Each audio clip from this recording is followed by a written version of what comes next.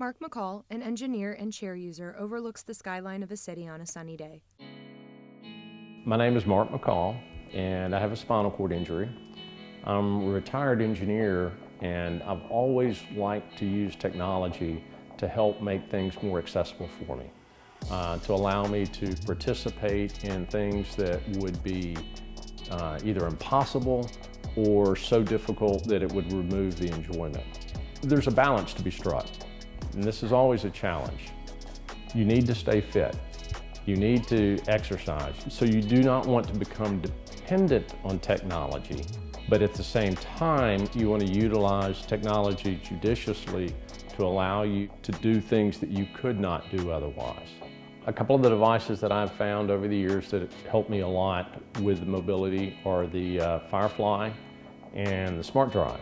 I also have some 3D printers that I use to create things that make my house more accessible. I can make short little ramps to go over thresholds and other devices that make things more accessible for me. I mentioned the Firefly as one of the devices that I've found since I've been in a wheelchair. And it's a really cool device that will snap onto the front of your wheelchair, push the handlebar of it away, and it tilts you back, lifting your casters off the ground, and then you lock it in. This is the control panel. You've basically turned your wheelchair into a three-wheeled scooter. You can go over rough terrain. Sidewalk cracks aren't a problem anymore, bumps, going over grass. So you have little thumb pedals that control forward and reverse.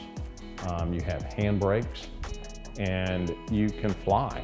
Going downhill, I've been up to 20 miles an hour in my wheelchair. It's a lot of fun, besides being practical. And I don't use the Firefly that much, to be honest. Maybe 5% of the time, because again, normally I'd rather push myself.